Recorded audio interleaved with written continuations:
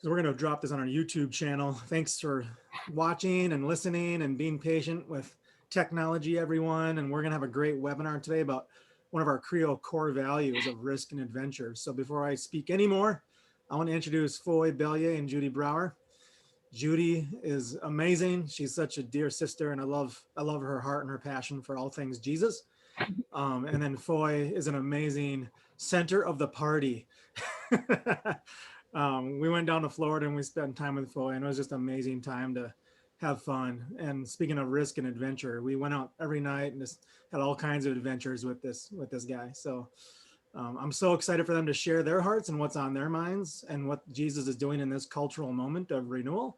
So I'll just pass it off to you guys. Go ahead.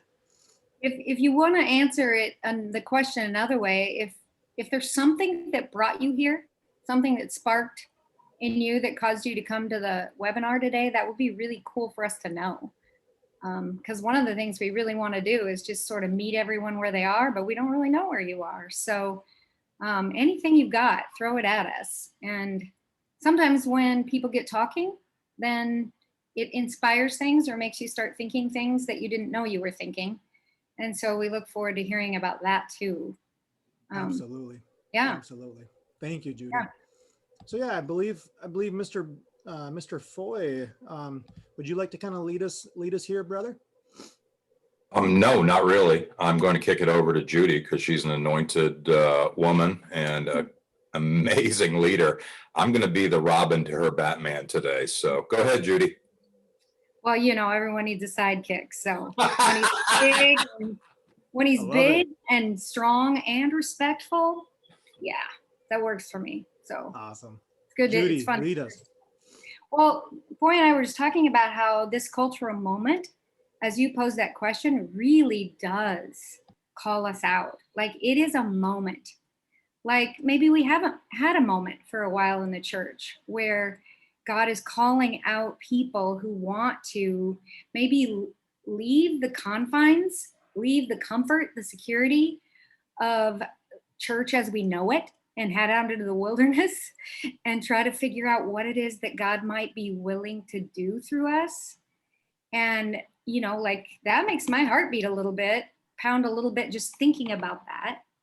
And the way that we can be alone and the way that we can feel inadequate and the way that we, you know, I love the passion that Jeff used to describe that's in me. I love it, but it creates a whole lot of risk in my life because it's too real for me to shut up about it. And it's too real for me to stay away from people. And so like risk is just an adventure. I don't know how you can believe in grace and not find the freedom to be on adventure, but it can be really rough also. And I get that maybe more than you know, and we'll talk more about that later, but yeah, chime in there, Foye. What's on your mind right now? Yeah, so I thought it might be a really good thing for us to share a little bit of where we're coming from. So Judy's going to share in just a second, but I love adventure. Adventure is my middle name, and that can get me in trouble sometimes as someone who's apostolically wired and an activator by nature.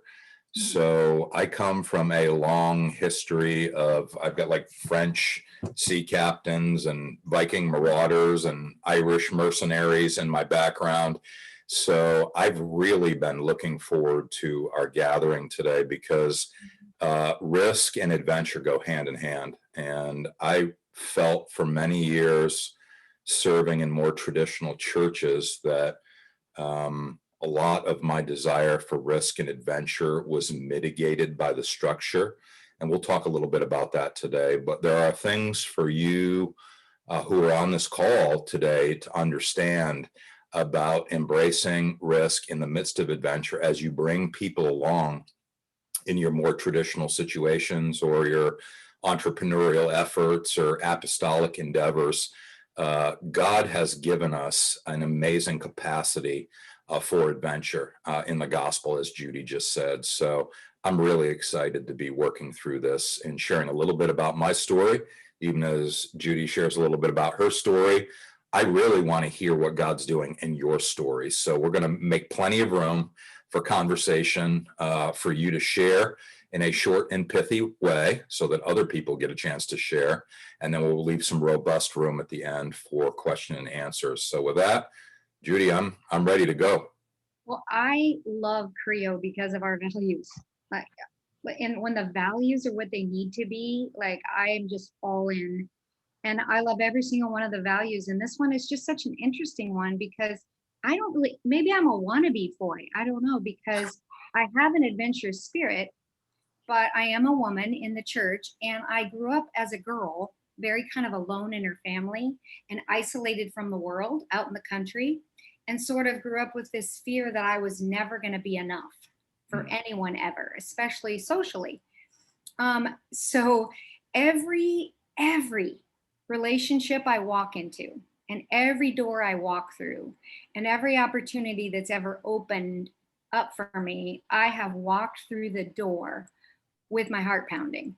I have this vivid memory of a bunch of years in youth ministry where I worked for Young Life, and literally, I don't even know how to describe what I experienced there because I had hundreds and hundreds of high school friends. But still, every time I pulled into the parking lot at the high school and I walked onto campus, I felt like I was saying, "You all want this old woman here. You all want me. I know you do." But inside I was going like, "Nobody wants me. What am I doing here? I should just drive away." But I think one time a girl looked at me and said, "Why do you like me so much?" And I went, "Well, that's it. That's why I get out of my car, because I believe that people need to know that we like them. And it's so much more important than that we have something to say to them, is that we want to be in a relationship with them because we really do like them. And when we like people, we lean into who they are and we let them be our friends. And I don't think there's anything more vulnerable or anything more risky than walking into authentic relationships that are actually enabled by grace, not enabled by our truth or our message or our self-confidence or our personality strengths, but they're just enabled by grace, because then it invites us to enter in with people in a way that we're not there to fix them because we believe in the process of grace in their lives. We're not there to save them because we know God has to do that. And we're not there to tell them what to believe because we don't even know for sure about all the things that we believe. We just know that Jesus is real because he's made himself real to us. And we know that he loves them. And grace coming out of us onto them is, you matter. And that's one of the most important things that God's empowered us to do, but it is crazy vulnerable and exposing. And when you feel inadequate and insecure already, whoa. But yeah, that's the adventure of the gospel. So good, Judy. Yeah, I don't know about anybody else on this call, but I have always felt like I haven't fit in the church. It just seemed like there were so many constraints. There were so many, I don't even know what to say. I wanted to be with people. I wanted to be with people outside of the church. I love people who knew Jesus, but I wanted to exercise in ministry who I was personally. And I love to sing. I love to dance. I love to tell jokes. I love to be in the mix of it. Jeff blamed all of the shenanigans on the September gathering on me, and I've noted that for the record, sir. We'll be talking about that later. But I think there's a trajectory, and Judy and I were talking about what it looks like to lean into this cultural moment that God's afforded us in the midst of the COVID pandemic, where the church is having to radically re-examine and reassess how we bring the gospel message out into the lives of people who are far from Jesus, number one, but whom God loves, number two, and who are his image bearers and that we love. So I'm really excited to work through this grid of exploring risk and adventure today. So yeah, Judy, go for it. Well, when we moved to San Francisco, I was like, okay, God, my husband, I loved what we were doing. I loved our church plant. I loved my ministry there. And it just seemed like God was leading us to Northern California for Neil to be the district superintendent there. And I'm like, well, if we live in the city, right? I always wanted to live somewhere where the gospel just wasn't strong. And so I'm like, okay, all right, let's go to San Francisco. And I realized as we were heading there that it's like this political, cultural, technological, intellectual, materialistic, artistic world, right? Of a lot of young people and then a lot of crazies. And that's what it was when we moved there 7 years ago because of the tech, the tech boom and everything out there. And so I just went, well, I'm not cultured. I'm completely isolated. I have no culture. I'm not political. I'm not liberal. I'm not intellectual. I'm not technological. I'm old. Oh my gosh, what am I doing? And I'm evangelical, right? And so for a while, I remember the first guy that I met in our building that asked me about why we came there and what we did. And I told him that Neil worked for a denomination. He said, oh, really? Which one? And I said, I can't tell you because if I do, you're going to judge me. And then I used the word evangelical and he said, honey, I work for the IRS. You and your husband need to come over and have dinner with my partner and I. And so we did. And it was like, okay, all right, this can work. And what I realized as time went on, that as uncomfortable as I was for 7.5 years, every time I walked out my door, I was uncomfortable. And every time I asked someone for coffee, and every time I invited someone over, and every time I did anything, I felt this incredible discomfort. And God began to teach me what I like to say is that, and I didn't make it up, but life begins at the edge of your comfort zone. And the truth is, when I'm uncomfortable, I can't lean on my own strength. And when I'm uncomfortable and I'm weak and I'm not adequate, and I know that the only thing I have to offer is authentic relationship and love, then I am living in a great deal of discomfort. And I feel like God's shown me that the discomfort that's required to take grace into relationships and love people that you're pretty sure don't want your love, and they don't want your friendship, and they don't want your community, but I could just feel people looking at me, but like, who are you really? And what is this you're really about? And I just was as authentic as I could be. And I felt like I walked around exposed, but I also felt like I walked around knowing that I was filled with the Spirit and believing that the Spirit of God would ooze out of me in every single context I found myself in. And so that's where I want to live. I want to learn to live in discomfort, and I don't want the highs or the lows to be too big of a deal, right? Because I can be comfortable, really comfortable on the highs, and think, now I've arrived, like Peter, when he's like, let's just build these tabernacles right here because this is good. Or I can be really uncomfortable in the lows because I know how to feel like, well, I'm just kind of a loser anyway. And why did I ever think that anyone would like me? That's my default mode. But in the middle is the discomfort, where I'm not believing the highs and I'm not believing the lows, and I'm not owning either one of them, but I'm just learning how to be so dependent because I'm so uncomfortable, and that there's more potential in that place than anywhere else. I love that, Judy. Yeah, as I'm looking around, and for those of you who don't know a little bit about my story, I moved out of the traditional church and into a parachurch ministry where I'm developing leaders trans-denominationally and trans-locally. A lot of guys and ladies are calling me and saying our churches are running 10 to 30% of what they were pre-COVID. What do I need to do? And for me, there's a couple things, and Judy began to highlight this for us. First is a recognition that this is a Jerusalem moment for the church right now, as we read about in Acts. They were fat and happy. That's Marine Corps terminology. I was in the Marines for a while. They were fat and happy, hanging out with people that they knew in Jerusalem.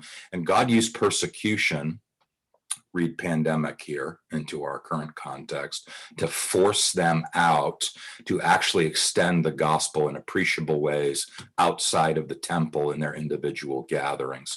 So we're in this Jerusalem expulsion moment right now, and the gospel is calling us. All of us who are on this call today are kingdom entrepreneurs and apostolic extenders and residential missionaries who want to live out the gospel. Well, before you can do that, you've got to recognize the fact that you're on an Abraham journey. Okay. And I'm going to draw us back to our Hebraic roots here, right? All of us can understand and empathize with Abraham's journey. And Abraham called as a pagan out of Ur the Chaldees and sent to the promised land, not with the whole battle plan circumscribed for him. He had to trust God in each step of the journey. And in some ways, he was amazing. He was a paragon of faith. Judy and I were talking about how he was willing to offer Isaac on the altar, and that was incredible. But then on the other side, he was an epic failure. And I can identify with both of those. There's been places in my life where I've sought to follow God, where I believed him for amazing things, but then also had colossal epic failures like Abraham did when, because of his fear, he let Pharaoh sleep with his wife. I mean, just disaster. In his fear, he refused to trust God to care for him in this journey. So if we're going to embrace the life of risk and adventure, we've got to understand that God is actually, by his decree and by his design, he's created a greater narrative that he's welcoming us into. And what I'm so excited about, even on this call today, is that we are the tip of the spear. The traditional church, they're not only wondering who moved their cheese, but they're wondering what happened to the cheese. The cheese has disappeared, right? So if you're operating at 10 to 30% of what you were doing pre-COVID, you've got to find a new way of ministering in Jesus' name in this cultural moment. So risk and adventure are intertwined. You cannot adventure with Jesus if you're not willing to undertake risk. And my personality type is that I love adventure and I'm willing to take risks, but I know that risk often brings us to a place of brokenness, creates space for dependency, and allows God to move us to a higher place, an elevated place where he's going to release us into new efficacy, new endeavor. And that requires a platoon of people around us to help us to do that. So really, really excited about what we're going to talk about today. And as Judy was saying, it requires us to be on the edge of our comfort zone. And I'm going to share a quick story here. Judy and I talked about this before. There was a time in my life where I recognized that I didn't have anybody in my life that was my friend that wasn't already a Jesus follower. And it was humbling, humiliating, and tear releasing. I'll never forget it. We lived, my wife and I lived in a town in upstate New York, actually just outside the state capital. And there was one stoplight in town. That's how small it was. It was a little Dutch village there. It was like Mayberry. I mean, it was wonderful in so many ways. And I was at that stoplight one day, and I didn't hear the voice of Jesus out loud, but I might as well have. And he communicated to me, you don't have one friend that doesn't already know me. And in true Foye fashion, I started to argue and say, God, well, what about this person? What about this person? And over the course of about 30 seconds, I realized that what God was saying was true. And I just started to weep. And I don't know how long I was at that stoplight. Could have been 3 minutes, could have been 3 hours. It was like time stood still. I went home, talked to my wife, still weeping. She's like, well, what are you going to do about it? I said, I got to find a new way of being the community's pastor because that's what I was hired for. But I'm only touching religious people. I'm only touching people who are in our church and who are churches associated with us. So what can I do? And we prayed, and God gave me a release to go to the town hall to talk to the mayor. He gave me a release to go down to the fire department because I have a heroic impulse, for good or for ill, depends on the circumstance, and to talk to them about riding the truck and serving our community. He sent me down to the American Legion post to ask them if I could join them in their journey of trying to invest in America's youth with patriotism and respect and different things. And that changed my life. And it was risky because I knew that my churchy people were not going to really resonate with people who I brought in from the fire department or the American Legion or the city hall, who drop F-bombs at the back of the church after the service. That literally happened. That was effing amazing, Pastor. I'm not a churchy person, but that was fantastic, you know? So we've got to risk those things, knowing that if God's in the midst of it, he's going to lead us outside of our comfort zone. And that's where real growth and dependency are going to occur. Yeah, it's so interesting because when I heard you say that you wept about the fact that you didn't have any unbelieving friends, I can't tell you how many times I've wept about the fact that I don't have any believing friends because I'm too much for people. Like I have too much passion and I have too much of a heart for the lost, and I'm a woman, and wherever I've attempted to connect, I've been rejected. So I go into a leadership program that was secular a few years into San Francisco because fruit has always, always, always been a part of my ministry. And when we moved to San Francisco, it's like, oh my gosh, it's not just that you don't want my faith, it's that you don't want anybody like me in your midst. And I just had never experienced anything like that. So after a few years of being there, I signed up for this secular leadership program, and I went in. And I was I was sad and I was lonely and I felt so inadequate. And I showed up on the first day and I didn't even plan to. But when we introduced ourselves, I said, so I am a full-on Jesus follower and I have no idea how to relate with people like you without being offensive, and I need your help. And when I went in there and did that, it was like, I look back on it and go, well, that's why God had everyone reject me. Because there was something really, really powerful that happened in my life over 7.5 years in the context of San Francisco, and adding to it this leadership tribe. And they became this group of people that are forever friends for me. And they don't want my faith, but they want to help me be the best Jesus follower I can be because they believe in that. And so I got feedback and I got honesty and I got people willing to fight with me and all these things that I never ever found in the church. And the craziest thing of all is that on the other end of it, what I haven't been able to shake and I haven't been able to let go of is that God's sending me back to the church. That the 7.5 years wasn't because he wanted to use me to change San Francisco, but that he wanted to use San Francisco to change me. And being out of the church for 7.5 years, not because I hated it or I was trying to get away from it, just taught me that life isn't really found in a gathering like that. It's found in real, authentic, mutual relationships. And when you can't have any friends unless you figure out how to bridge the gap of real relationship with unbelievers. I always had the kind where like, I'm here to serve you. I'm here because you need me. But you probably don't want me, but I don't need you, but I do want you because you're my target audience. And it was just this ugly thing that I didn't even know existed in my heart until I had to admit to my friends, this is what I believe. I believe you need me and I don't need you because I have the answers. And I believe that I want you because I do, but I don't believe that you want me. And that kind of vulnerability and honesty took me back into San Francisco. That much more honest and vulnerable. And yet the crazy things that we were just experimenting. Like we had a group of people that we met with every Sunday night for 3 years. And we were involved in these people's lives. We were like family, but they hated what we stood for. Mm. And then someone just came into the group, moved next door to our best friends and completely turned them against us, and then turned our whole group against us. And so I'm still in this texting thread with this group of women.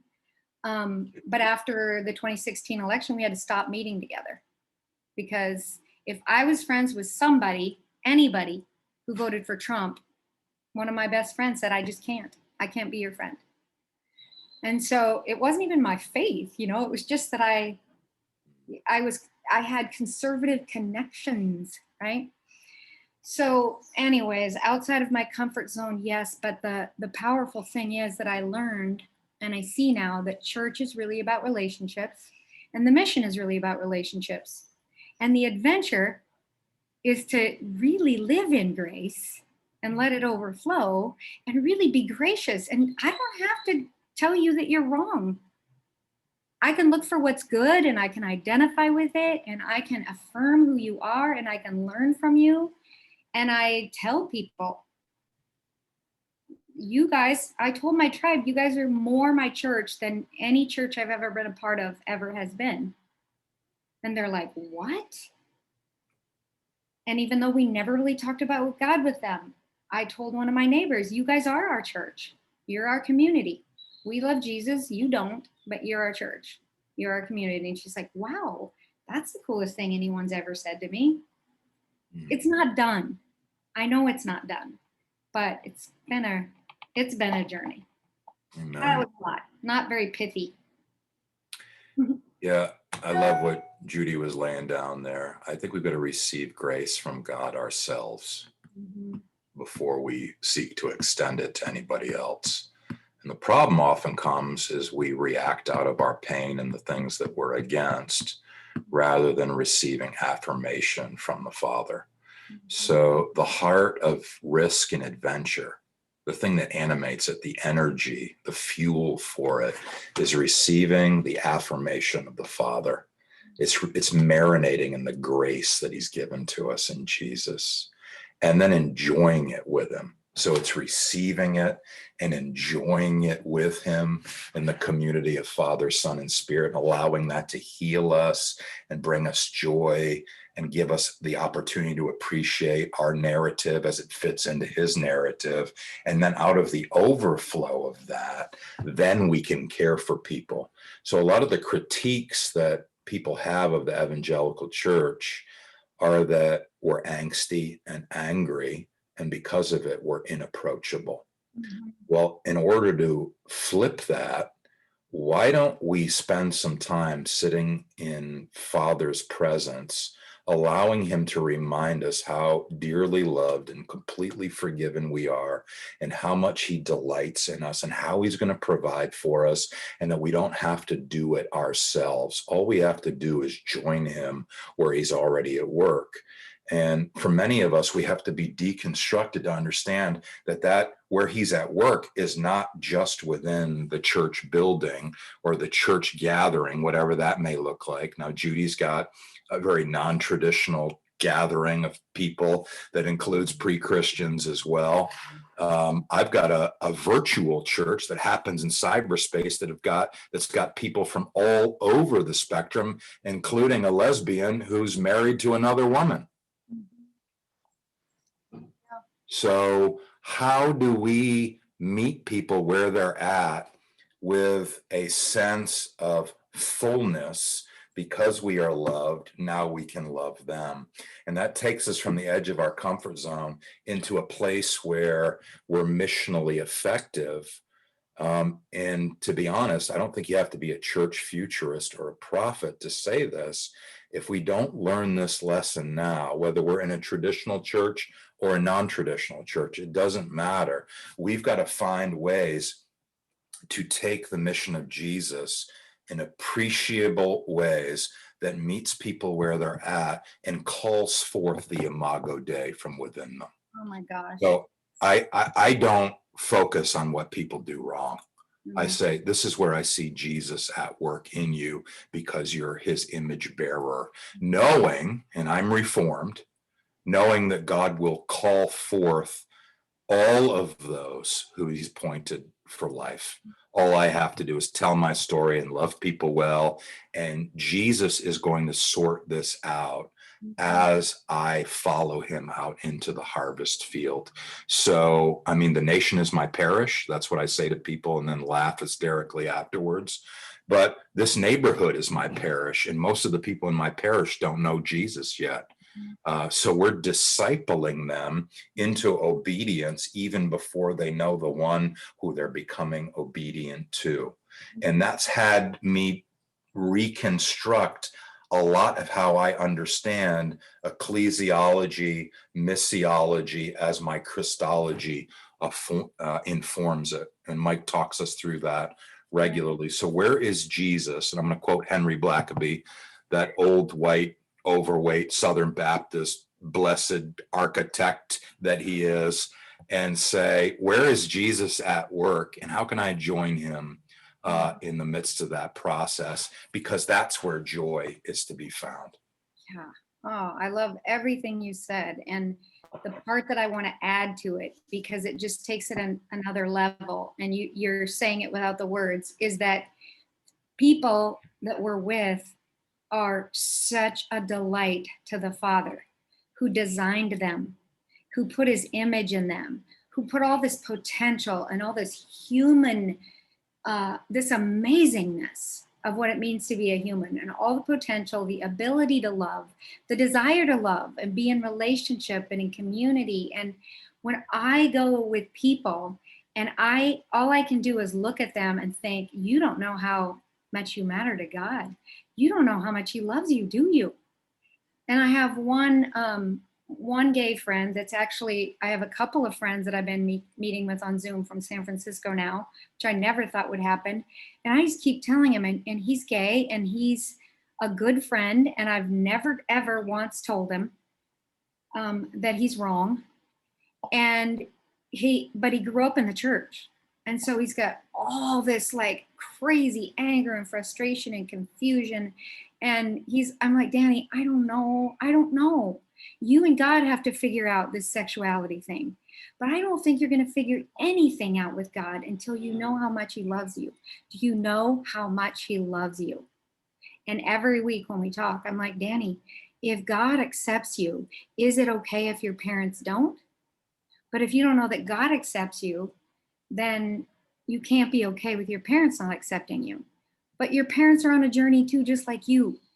And so they need you to see them through the same eyes of love that God has for you, because they're just on a different journey. Can you imagine how hard it is to have to push your own son away because you think it's the right thing to do? That's terrible. But we're in this culture where we've become so divisive, and there's just, God so loved the world. And I don't pray our Father who art in heaven without thinking of my non-Christian friends also. And I don't know what God's doing. I told some people the other day, I don't really think I'm that much different than you. I just think, because I think that there's faith underneath there's belief under all unbelief. And I said, I think the difference between me and you is that I know I believe and you don't. And I know God loves us and you're not sure. And that's the only thing that's different. I'm not here to try to tell you that I'm better than you. And, that's that same group of friends that we had dinner with. But I actually told Neil the other day, and this has never been true of our lives. There's a couple of people that I think would move to Omaha in a heartbeat if they knew we were going to stay here, and that they would move to be with us. And they haven't adopted our faith, but that's the power of relationship. Amazing. Amazing. I loved what you shared there, Judy. I think that people's hunger for authentic relationship transcends the religious, the political, all of the things that separate us. And I believe, from my theological understanding, that's the echo of Eden there. That's the echo of the Imago Dei. We're designed for community. And when we love people well, we don't highlight the things that distance them from us, but accentuate the things that we love about them. That's not compromising the gospel the way that some of these TV preachers say. It's calling forth the Imago Dei in them and demonstrating that there are echoes of how God has fashioned them for himself that we want to actualize as his spirit enables us to do so. So I know we're getting late in the tooth here, and I want to make sure we have plenty of room for questions and other people to share their stories.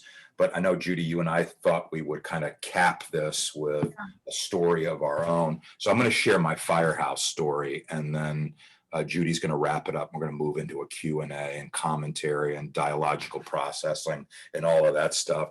So I told you earlier that the firehouse was going to be one of my targets.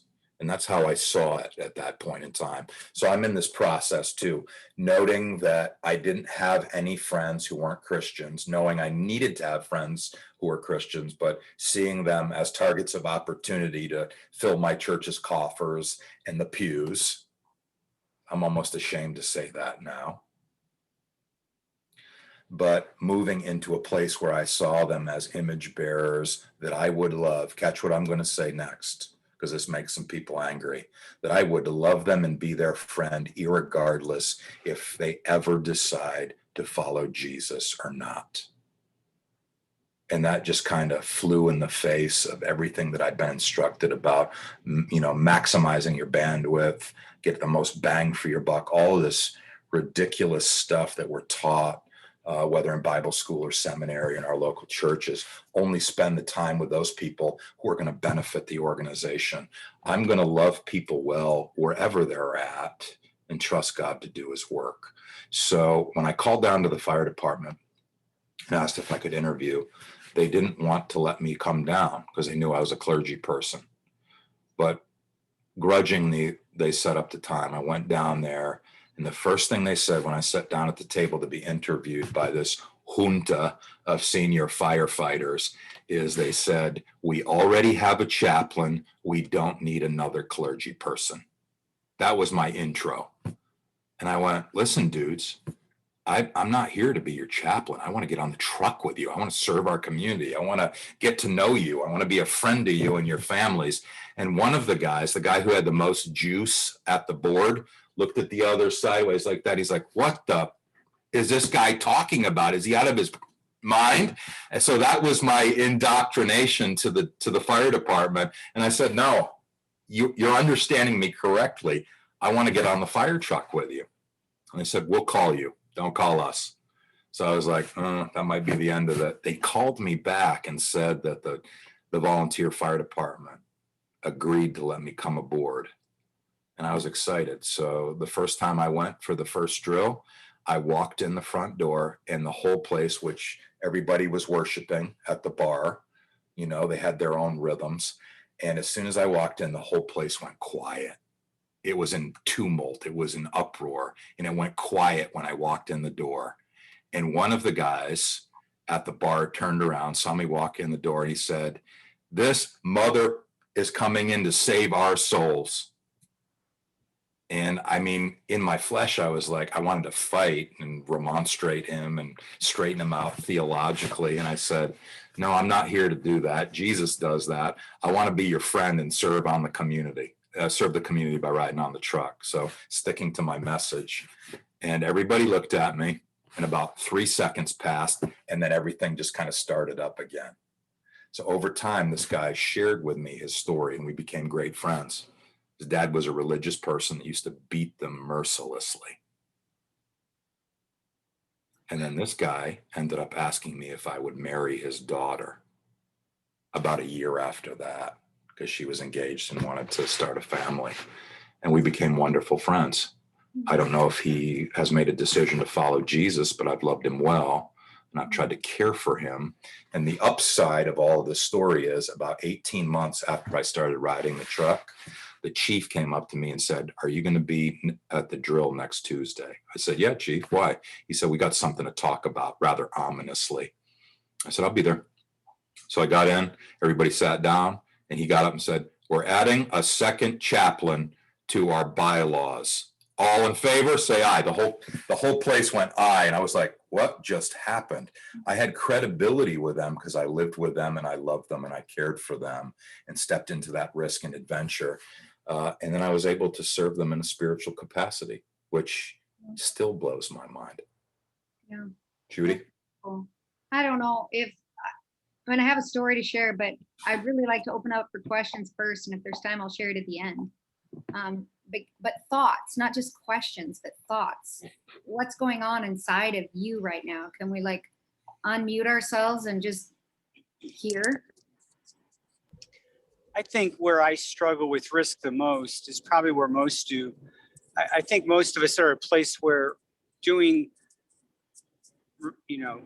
community with lost people the way Jesus did makes it impossible for us to function in a structure that pays our salary.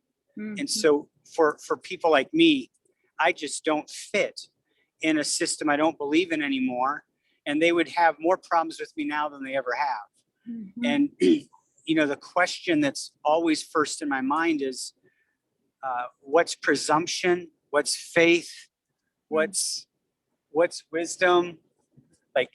Like I could die and leave my wife nothing Mm-hmm. because I am lost on what it means to trust God with things like I have nothing for my wife if I die, which has been on the board 5 times at least in the last 3 years. So, trying to figure out, what we're doing here with Jesus Church in Charlotte, I'm all in. I just don't know the difference between presumption, foolishness, wisdom, trust. What's it look like to not just barely hang in there and survive financially, but provide something for my wife when I die, and I'm likely to die sooner because of all the crap they put through me. Yeah. So there's just a lot of confusion on what used to be clear because I wasn't really doing a lot of risky things. What's it mean to trust God when Mm-hmm. if I left my wife, I don't know how she would survive, honestly. I do think that you're bringing, the financial thing is the biggest issue when we step outside of the institutional church, right? Right. And there's a part of me that's like, well, a lot of us have never had jobs outside of the church. And so we think, well, what could I do? Where could I work? But the truth is that working somewhere puts us exactly in the same place as the people we want to live with and the people we want to do life with after work. And, if both spouses were to work part-time, you would have a full-time salary, even if it wasn't. You know what I'm saying? And I don't know all the answers, retirement and all that stuff. I'm right there with you. But there is something pretty significant about being willing to let go of the income, because as long as you're working to create something, because it's your job to create it, it automatically robs you of the freedom to let God build his church and just swim around in all the freedom of grace and know that you don't have to get anything right and it doesn't have to work and you can fail. The most wonderful thing that Mike ever said to me was love is never lost on anyone. And I just don't think that we can outlove God's provision or anything, but I also know that sounds kind of naive. So I don't have answers, but I feel ya. Yeah, I just resonating completely with what you said, Mike. With Annam Cara, with this virtual church that we planted at God's leading last June, it hasn't provided any appreciable income, but we're tight. If I was to die tomorrow, my wife is a healthcare executive, so she'd be okay. But there's not a lot of fat left over in terms of operating budget and operational tempo. But here God's given us this new work. And I honestly feel that I am part of the church that I've always wanted to belong to. And I get the additional privilege of helping to shepherd it. And I am right in the crucible of figuring out how to generate additional revenue to allow us to be fiscally responsible long-term while we enjoy the fruits of what God's doing right now. So, yeah, I just want to encourage you, bro, as you continue to lean into that. We're in this together. 100%.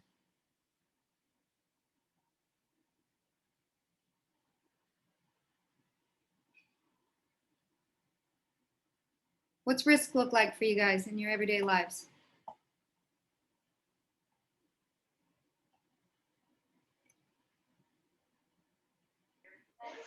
Hi, Judy. It's Jason. Hi, Jason. Hey, thank you guys so much for this. This is really cool. Something that just you said that really I can't shake it.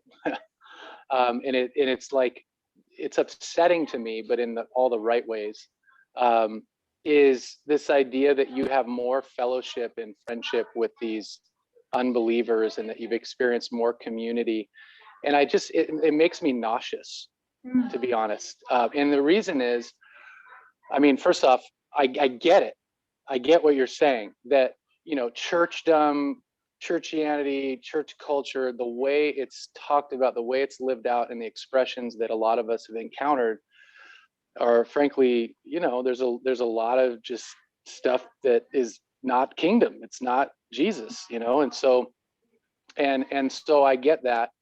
But I'm also just like, gosh, man, if someone like you who walks with Jesus has more fellowship and more friendship with these unbelieving people, what the heck is going on?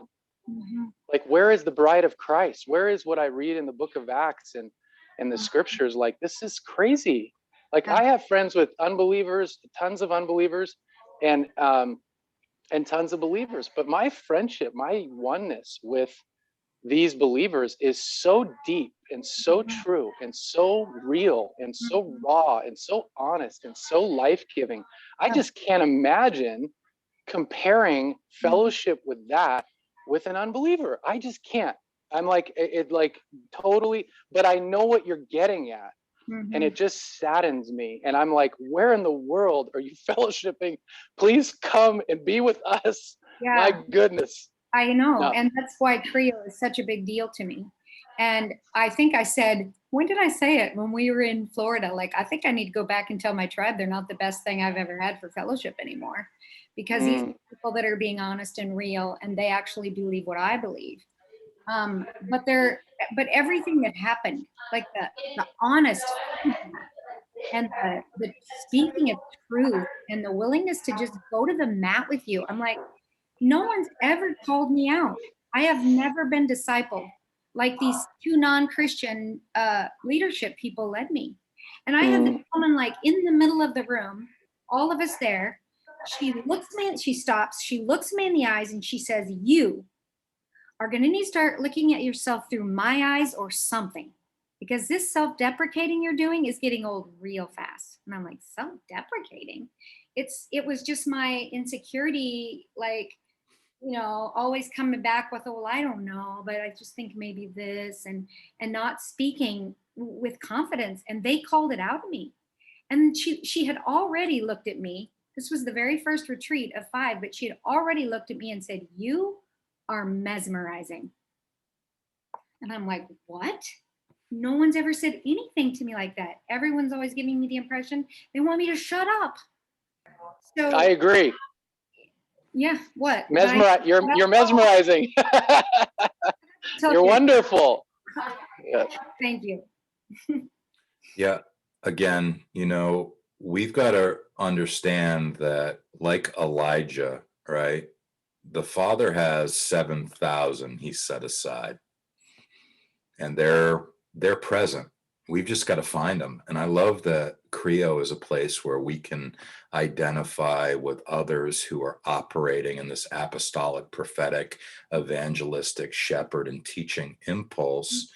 And there are people in the institutional structure who are longing for this and who will be friends to us if we have an opportunity to operate out of our individual anointings and wirings. And again, that, just like Jason said, I can't even believe that, Judy, because you are so wonderful and mesmerizing that in our churches, we cannot call forth those things because we've got to live up to this perfection ideal. And even I mean, I just was talking to Anam Kara about this past Sunday. You know, we have got to repudiate spiritual perfectionism, right? And pride, and cultivate a community of confession so that we can be healed, which requires safety so that we can then lead with a limp. And I have always felt unsafe in the traditional church structures that I've led. And something's wrong there when that's the case. So sometimes we can do something about it, and sometimes we can't. Sometimes we've just got to find other people who are going to walk with us, who are outside of our structure, even as we try to demonstrate radical transparency and grace, like you said earlier, Judy, to invite people into a deeper, more fulfilling walk with Christ rather than what religious formalism offers. Agreed. So, And we have to be willing to be uncomfortable with our fellow believers who are in the institution. And that's okay. We can be in an uncomfortable relationship with them too, right? Two things I would just love to challenge you with before we go. And it's because I really believe that values have to be intentionally lived out every day. And so I would invite you to do two things. Notice when you feel uncomfortable. And just look inside and go, God, what do you got for me right here? I'm on the edge of my comfort zone right now. That means you want to do something.